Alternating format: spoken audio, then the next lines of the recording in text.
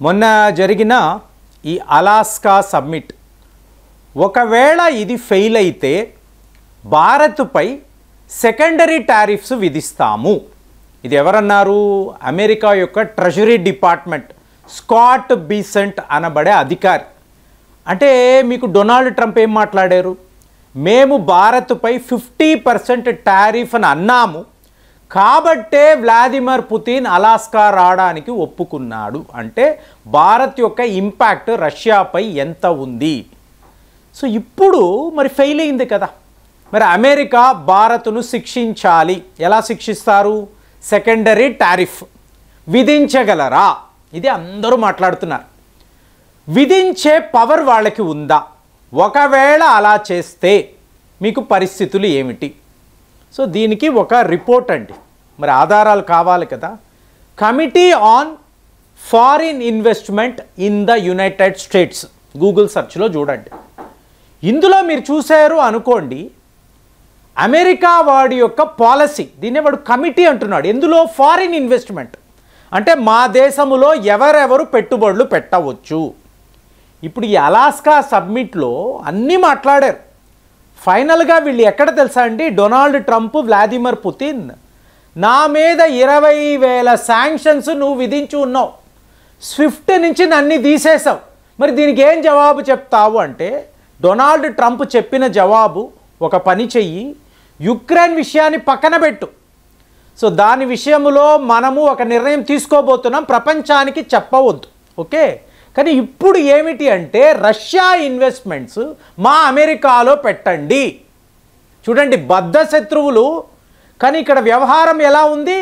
మీ investments అమెరికాలో. అంటే మీకు డొనాల్డ్ ట్రంప్ ఒక వ్యాపారి, సో దేశాన్ని వ్యాపారములాగే చూస్తున్నాడు. ఒకవేళ రష్యా వాళ్ళు హ్యూజ్ ఇన్వెస్ట్మెంట్స్ చేశారు అనుకోండి, మొత్తం ఆగిపోతుందండి. ఈ యుద్ధాలు, శాంక్షన్స్ సర్వము మీకు ఆగిపోతుంది. కాబట్టే పుతిన్ ఒకే ఒక మాట, ఒక్క లైన్లో వ్యవహారాన్ని ఫినిష్ చేసి పడేశాడు.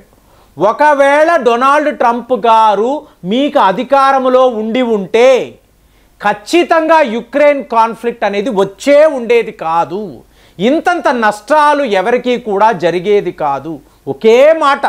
డొనాల్డ్ ట్రంప్ అక్కడ ఇంకా మీకు ఏంటంటే పొంగిపోతున్నాడు, నేను ఎంత గొప్ప నాయకుడిని, ఏకంగా వ్లాదిమిర్ పుతిన్ నన్ను ఇంతలాగా మెచ్చుకుంటున్నారు. ఇంకొక వైపు చూడండి, అంటే ఈ ఆటను చూడండి. నరేంద్ర మోదీ గారు ఆ టైంలో ఏమన్నారు? అగ్లీ బార్ ట్రంప్ సర్కార్. ఇవాళ ట్రంప్ సర్కార్ వచ్చింది. ఇప్పుడు ఇదంతా మీరు చూసారనుకోండి, మీకు జో బైడెన్ యొక్క కుమారుడు హంటర్ బైడెన్, ఇతను యుక్రెయిన్లో పెట్టుబడులు పెట్టాడు, బయోల్యాబ్స్ నిర్మించాడు. దానికోసరము యుక్రెయిన్ని కబ్జా చేయడానికి వీళ్ళు యుద్ధము అనేది మొదలుపెట్టారు. నాటో అన్నారు, యూరోపియన్, ఇవన్నీ మాట్లాడారు. అసలు బాసులు ముందు యుక్రెయిన్ని కబ్జా చేయండి అన్నారు. పుతిన్ వచ్చి నిలబడ్డాడు అడ్డంగా. ఇది అసలు విషయం. ఒకవేళ ట్రంప్ ఉండుంటే ఇలాంటివి ఏమి జరిగేది కాదు కదా. మరి ఇప్పుడు ఇందులో మోదీ యొక్క, భారత్ యొక్క టేక్ అవే ఏమిటి? వీళ్ళు సెకండరీ టారిఫ్స్ కాదండి, భారత్కి ఏమేమి కావాలో, అంటే మన అవసరాలు ఏమిటో ఒకవైపు రష్యా తీర్చడానికి, ఇంకొక వైపు అమెరికా. ఎందుకు ఇలా చెప్తున్నానంటే committee on foreign investment in the United states, ఈ బుక్ని చూడండి, ఈ రిపోర్ట్ని చూడండి. భారత్ ఏ ఏ రంగంలో పెట్టుబడులు పెట్టాలి అంటే మనకు వాళ్ళు గ్రీన్ పాస్ ఇచ్చారండి. అంటే మనము ఎంచుకున్న రంగం, ఏ ఇండస్ట్రీ అనుకుంటే, పలానా కంపెనీని మనం కొనాలి అనుకుంటే మనం కొనుక్కోవచ్చు. గ్రీన్ పాస్ భారత్కి ఉంది. అదే చైనా అన్నారు అనుకోండి, చైనా అంటే వాళ్ళని వీళ్ళు బాయ్కాట్ చేశారు. చైనా ఇన్వెస్ట్మెంట్సే అమెరికాలోకి రాకూడదు. ఎందుకంటే చైనా వాడు అంత పాపము ఏం చేశాడు? ఒక విద్యార్థి లేదా ఒక టెక్నీషియన్ అమెరికా వెళ్ళినప్పుడు, చైనా వాడు చెప్తున్నాను, అక్కడ టెక్నాలజీని వీళ్ళు చోరీ చేస్తారండి. అంటే రివర్స్ ఇంజనీరింగ్ చేస్తారు చైనా వాళ్ళు. అదే మన భారతీయులు, మన ఇంజనీర్లు వెళతారు, ఏం చేస్తారు? వీళ్ళు అమెరికాకు కాంట్రిబ్యూట్ చేస్తారు. చాలా పెద్ద లెవెల్లో వీళ్ళు తోడ్పాటు అందిస్తారు.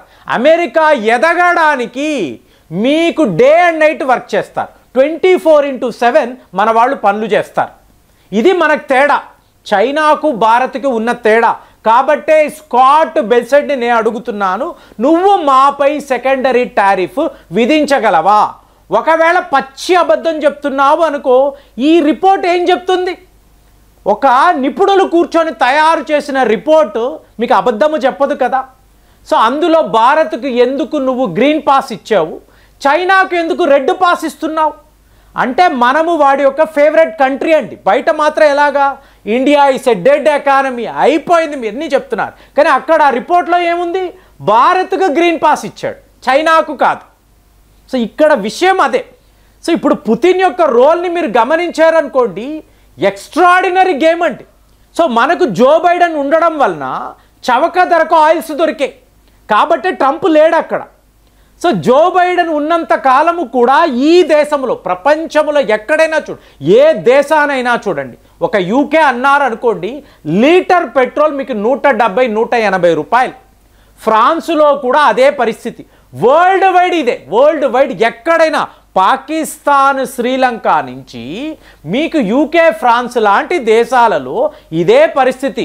భారత్లో మాత్రము 100-110 అనే ఈ రేట్ ఎప్పుడు దీనికి మించి పెరగలేదు.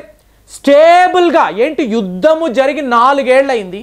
మీకు జో బైడెన్ ఉండబట్టే మనము రష్యన్ ఆయిల్స్ కొనడం మొదలుపెట్టాం. సో ఇప్పుడు ఏమవుతుంది? వీళ్ళిద్దరూ కలిశారు, మాట్లాడుకున్నారు కాబట్టి ఏదో ఒక రకంగా మీకు ఈ డీల్ని కుదురుస్తారు. యుక్రెయిన్ యుద్ధాన్ని వీళ్ళు ఆపేస్తారు. డోన్బాస్ రీజన్ మొత్తము కూడా రష్యాకు వెళ్ళిపోతుంది. ఇక్కడ మీరు చూసారనుకోండి, 49 billion euros worth of Russian oils మనం కొన్నాము కదా, మరి పేమెంట్ చేయాలి కదా. మనము పేమెంట్ చేయడానికి అంటే రూబుల్ ట్రాన్సాక్షన్స్లో ఒక లిమిట్ వరకే రష్యా వాళ్ళు మన డబ్బుని యాక్సెప్ట్ చేయగలరు. అలాగా మీకు బిలియన్స్ ఆఫ్ రూపీస్ మీకు భారత్లోనే ఉండిపోయింది. వాస్త్రో అకౌంట్స్లో మ్యాక్సిమం వీళ్ళు యువాన్ రూపంలో పేమెంట్ చెయ్యండి అన్నారు, కుదరదు అన్నాం. సో ఇవాళ డీల్ ఏంటో చెప్పమంటారా? మనము మళ్ళీ అంటే యుద్ధం ఆగిపోయిన తరువాత రష్యా, అమెరికా, భారత్ కలిసిపోతే మన వద్ద ఉండే ఇన్వెస్ట్మెంట్స్ని అంతా కూడా రష్యా వాళ్ళు అమెరికాలో పెట్టుబడులుగా పెడతారు. అంటే మీకు డొనాల్డ్ ట్రంప్ అనబడే వ్యాపారి ఇంకా కూడా మనకు బెనిఫిటే చేస్తూ ఉంటాడు. అంటే ఇంకా కూడా రష్యాతో సన్నిహితంగా మెలగడానికే ఇతను చూస్తాడు. అలాంటి ఒక సిట్యువేషన్, అంటే మీకు అపకారము చేస్తున్నానని చెప్పి ఫైనల్గా పూర్తిగా భారత్కు అడ్వాంటేజ్గా డొనాల్డ్ ట్రంప్ వ్యవహారాలంతా మీరు కీన్గా అబ్జర్వ్ చేయండి.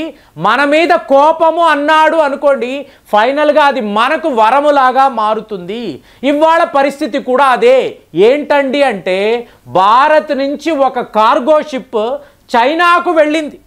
చైనాతో మళ్ళీ మనం వ్యాపారం మొదలుపెట్టాం డొనాల్డ్ ట్రంప్ వల్లే కదా. అంటే చూడండి, జో బైడెన్ ఉండడం వలన రష్యన్ ఆయిల్స్ కొన్నాము, ఇవాళ ట్రంప్ రావడం వలన మళ్ళీ చైనాతో మన వ్యాపారము నార్మల్ అయింది.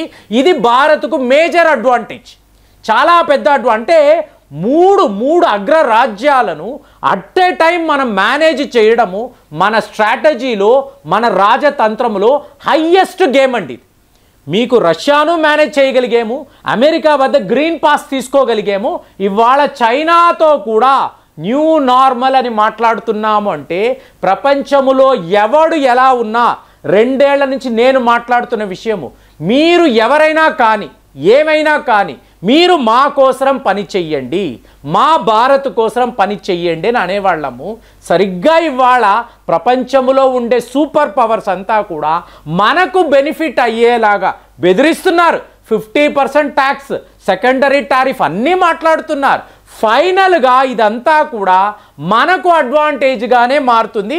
పుతిన్ గారు స్వయంగా మన కోసము అలాస్కా వెళ్ళి డొనాల్డ్ ట్రంప్ని కలిసి, ఒరే బాబు ఇదంతా వద్దు, మళ్ళీ మనము ఒక న్యూ నార్మల్ని చూద్దాము, ఆ యుక్రెయిన్ యుద్ధాన్ని ఆపే. ఎలా ఆపుతావు?